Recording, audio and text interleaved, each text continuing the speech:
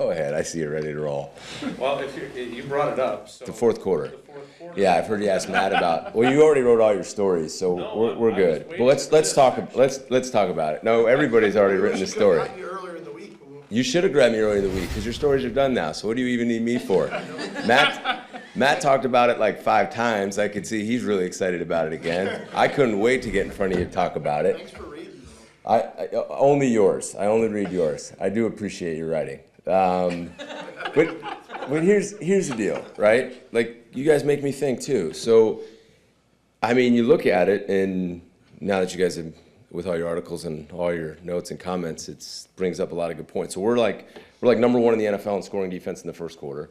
Then we're like number 2 or 3 in the second quarter. Then we're like top 5 in the third quarter. And then it is what it is in the fourth quarter. So why?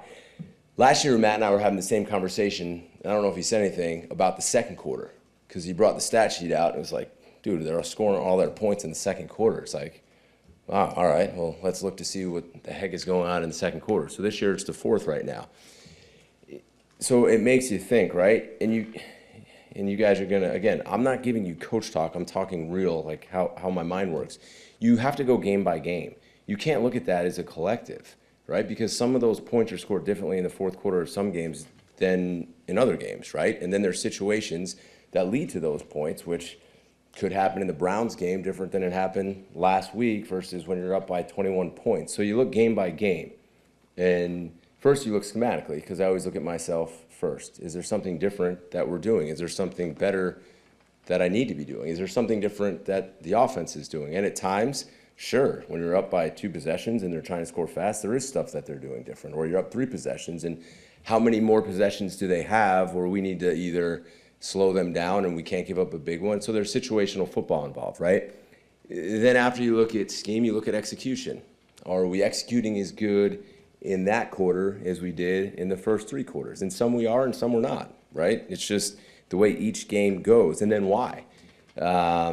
Gosh, we play so hard when I watch our film. And are we playing as hard in the fourth quarter? And at times we are. And if we're not and we look tired, why? Did we open up the half and go on a really long drive where we couldn't get off the field on third down? Do we need to be in better shape? Do we need to roll guys in and out of games more? So certainly it's different game by game. And then did their players make some plays, right? Which has happened in games. There's been some really good plays. So you look through all that, and then the key is, I think, consistency over time. What can we do better? What can we be more consistent at? What can I do better? And you search in all those different ways, and we'll work through it. And to me, the goal is to play a complete football game, whether that's in the first quarter, the second, third, or fourth. I don't want to have a bad first quarter and give up a ton of points and play good in the second, third, and fourth. Just like last year in the second, we weren't playing good enough, but we played good in the third and the fourth. And that's the key, is to continue to improve and playing our best football as we go. And we've certainly showed flashes all over the place, and I'm confident that we'll continue to do that. So to answer your fourth quarter questions, and if you want to go make some like side notes on your article, and you can add some stuff there. But I'm joking. But do you have anything else on that? Well, no, Rob covered it all? Rob's, Rob, do you have any follow-up questions on that? I'm just. I gave you a lot of information there because I actually thought through it, so I just didn't come up here and. Appreciate that. No, and I mean, I try to answer you guys honestly, and that is the honest answer. It's different than in the Washington game, and the Lion game, and the Dallas game than it was in the Cleveland game, and then it was last week. I mean, last week, if you look back in the game, after the Dallas outing, we came back in that first half, and that was awesome watching our guys fly around. I mean, it was really, really inspiring football. I mean, I think they went 3 and out, 3 out of their first 4 drives. We were getting the ball back to the offense like that, you know, and that's what we need to do in all 4 quarters. That's what we're trying to do. And certainly in some situations, your mindset changes a little bit. And then we had that one really long drive to open up the second half. And why did we have that drive, right? What changed? Well, we had a 3rd and 4 where we were in pretty tight coverage and we just didn't get off the field. Then we stopped them on 3rd down, but because we were up by 2 possessions, they went for it on 4th down, and we couldn't get off the field on 4th down.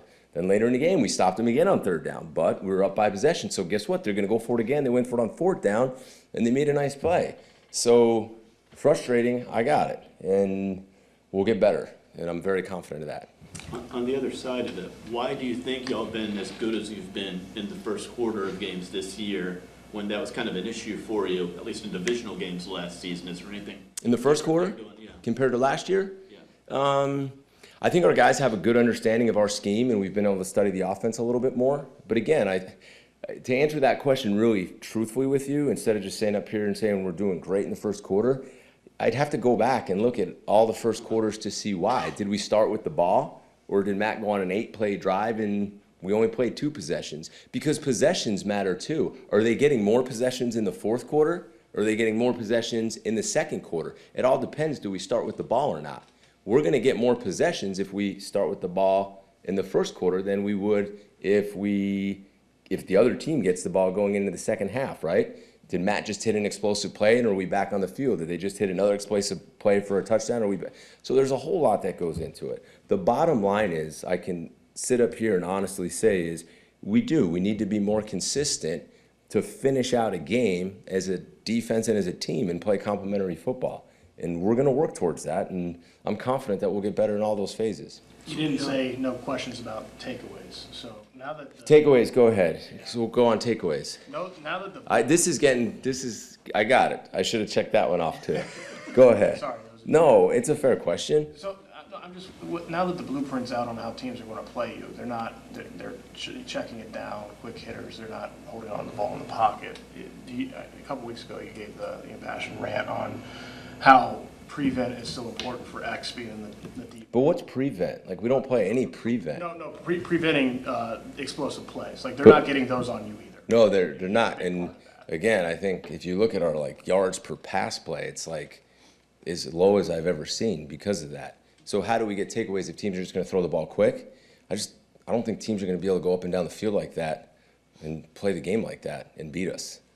And if they do, like you saw, we played a lot of more bump or press man, which is what you saw. We mixed in a lot more variety of coverages, and we'll continue to do that. If teams aren't targeting that area because they're just not having enough time. The middle of the field? Yeah, the deep middle, they don't have enough time to target there. Sure. Does there come a point where you to make him the most impactful, you need to move him around, or do you still feel like him being back there and just taking away the explosives and making sure? No, we've moved him around, and we continue, like today, him and I talked about plans to move him around. He's got the ability on calls to put himself in different positions too. One of his favorite things to do is be in that middle spot because he kind of gets to roam around and play football. But absolutely, we can move around with certain calls and drop him into different areas, and he has the green light on multiple calls to put himself into those situations, for sure. And we'll continue, yes, your answer, we will continue to do that. So along those lines, the ball's coming out really quick. Yeah, I think it was like 2.39 on average, which is the fastest. I mean, imagine me snapping you a football and you getting rid of it in 2.39 seconds. That's pretty quick. But not everybody can do that, too. Yeah, so I was going to ask, so what do you do, what can you do to keep teams from nickel and diming you to death? If they do that, they're not going to score a lot of points. I mean, the Browns threw not the Browns, we played the Browns quarterback twice. So the Bengals threw the ball like 45 times for a little over 200 yards. You're not going to score points doing that. I mean, you know how you score points in this league? You throw explosive pass plays. That's how you score over 18 points a game. You're not going to do that going up and down the field the whole game. You got to hit explosive pass plays, which is what we still need to eliminate. I mean, I think they hit 3 plays for 19 or 2 plays for 19 yards. Those are the ones that get down the field on you, and then they score points. We got to continue to play good against the run like we have. We got to change things up for sure, so we get aggressive at times, which we called a lot of different stuff in that second half. But you're not going to give up a lot of points if you do that. So the ball was coming out fast, and you brought your corners up from rewatching the game. You brought your corners up. For sure. But then on the touchdown play, they go max protect, which teams are doing a lot too. So what do you do against max protect to keep them, to keep that from killing you? There's a lot of different things you could do against max protection. You can rush 4, and you can have 7 guys in coverage, and you can play zones and make them check the ball down like we did a lot early on in their first couple third and longs. They checked the ball down and we're off the field. We had a guy over the top of them to take a guy away, so you kind of like get a double on them. But you can do a variety of different things. If they're gonna max you up and they get 2 or 3 guys out on the route, you got plenty in coverage to play ball and make them force them to throw the ball low and tackle when you're off the field. So because you blitzed on that play, can you call the? I didn't blitz on the fourth down. It wasn't there. No, I didn't blitz on the fourth down. That was, We had a guy over the top and a guy underneath, and he made a nice catch. so Cooper or Walker, neither one. He was mugged up. He didn't blitz. But no, he didn't blitz on that. I like that you're studying the tape, though, because it could have looked like he blitzed because he was mugged up in the gap. You had mentioned stamina on guys getting tired, and I know Matt mentioned it on Monday. I think it was Monday you mentioned it. Is there something to that, or did you guys kind of discount it after going through it? No, I think there's something to that, but I also think that when you play an 18 or 20 play drive like you did, you got to get off the field on those third downs. You know, that's hard to do in a quarter, and then you could be back on the field fairly quickly. You got to get off the field, and then I just think for each player, they got to, if they're not in shape, we got to run more. They got to run more, and they got to make sure that they are in shape. Jeff, is Cooper more valuable on third downs when he's dropping back into coverage than he is maybe Bledsoe? Oh, he's valuable in both. Very valuable in both. Why do you think he's more valuable dropping back into coverages? No, because I tend to think you use him more doing that. No, he's third downs. No, he's been one of our number one blitzers on third downs. He's valuable doing both, though. Not in this last game, though. You use Walker more than Cooper, right? On the third downs? Yeah. I'm not sure. I think they both went quite a bit. But you got to use both. Then I guess you like him as a blitzer more. I got it. You're a blitz. Curious? No, you like him as a blitzer more. I can tell. That's fine. What's a lot of blitzes for an off-ball linebacker in a game? A lot of blitzes for an off-the-ball backer? Ooh, I'm not sure. It depends. Third down, how many third downs you get, how many second and longers you get. You want to blitz on first down. It just depends on the game. Without giving away the game plan, how do you offset the loss of Devontae, assuming he doesn't play, and obviously Lucas as well? Well, hopefully they'll be back, and if they're not, we'll continue to roll those other guys. I thought Sorrell did a nice job when he came in the game. I thought Brinson played more snaps. I thought he did a nice job in the game, and we'll continue to rely on those guys to play. Like I said, we got to develop those guys and get them snaps, and hopefully we'll have those other guys out there. Everybody in the world knows the Cardinals are going to throw the ball to McBride a lot. Yeah. How do they continue to do it, despite people? Yeah, he's a great player. I think he's one of the best tight ends in the league. I remember coming off the field last year, really being impressed with him. He's a lot faster than you think, and he looks faster on the field even than he does on tape. And he's strong, and he's explosive, and he's got good hands, and he plays with the right mentality and mindset. I love the way he plays football. But they do a lot of things. It's not just in the drop-back game. It's in the play-action game. They run a lot of deep crossers with him. They run a lot of intermediate routes with him.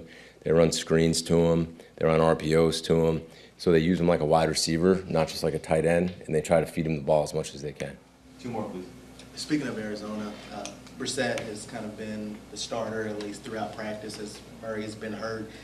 Coming in that game against the Colts, the highest passing game all season and points scored. What did you, from watching the tape, what did you see from what the Cardinals offense was able to do with Brissett? Yeah, I think in the play-action game, I thought their staff did a really nice job. They schemed up some explosives across the field that he hit off the play-action game. I thought they got the ball out of his hand. I thought he made some good, quick decisions. Even under pressure, they pressured him quite a bit, and he made some really quick plays, some good plays. He kept some alive. He's played a lot of football. Tough, stands in the pocket. He's got a strong arm. He knows where he's going with it. But I thought they schemed up some really nice plays against the Colts, who've been playing well. And they had a really good day and a chance to win it, really on that last third down. They had a chance to win the game on the last play, on the last pass. So I've been impressed. I was impressed watching his tape. Jeff, when teams are blocking Micah with 2, maybe 3 guys, they're getting the ball out quick. How do you evaluate whether he's adequately impacting a game, and is he doing that so far? Oh, he is totally changing the game. I mean, he's sometimes got 3 guys on him, and you got other guys with 1, and they need to win. He's sped up the quarterback. I mean, again, I get like they're catching a lot of short passes. I got that, but if you give up explosive passes, you lose football games, and they can't do that against us right now. The other thing he's doing, which I think people discredit him for, he's playing good in the run game. I mean, we're playing pretty good run defense. He's a big part of that. So I get the impact is it 100%. We're playing good on third down, really good on third down for the most part. He's a huge part of that. He's a huge part of 3 guys are going to him, quarterbacks are getting rid of the ball quick, other guys are getting pressures. But don't discount the run game. He's in there on all those downs, and we're playing pretty good run defense right now. So I think he's impacted it in a lot of phases. Hey, Jeff, real quick. Go ahead. I think you guys sit on the same level as us in the press box on 7. When we all kind of sit together, and Bill noticed this, and there was a play where it looked like Micah was double teamed, and you're like, this play's over, and then like that, suddenly he's in the quarterback's lap. Mm-hmm. How does it? I mean, that's just different, right? To Yes. be double teamed and then suddenly you still can beat it. Yeah, how does he do that? I mean, you can't. There can't be many guys that you've seen. No. That do that right. No, he's so explosive, and he plays like, he just plays so hard. So when you see 2 guys engage on him, he's got like one more burst left in him that most people do not have. And you just see him accelerate, and you see it at practice, and you see how low he comes off the ball. And there's like this other gear he gets where most people kind of shut down. He just keeps going. So I know I wish I knew how he did it. So one, I could have done it myself or taught other people how to do it. It's amazing. So we'll keep seeing that.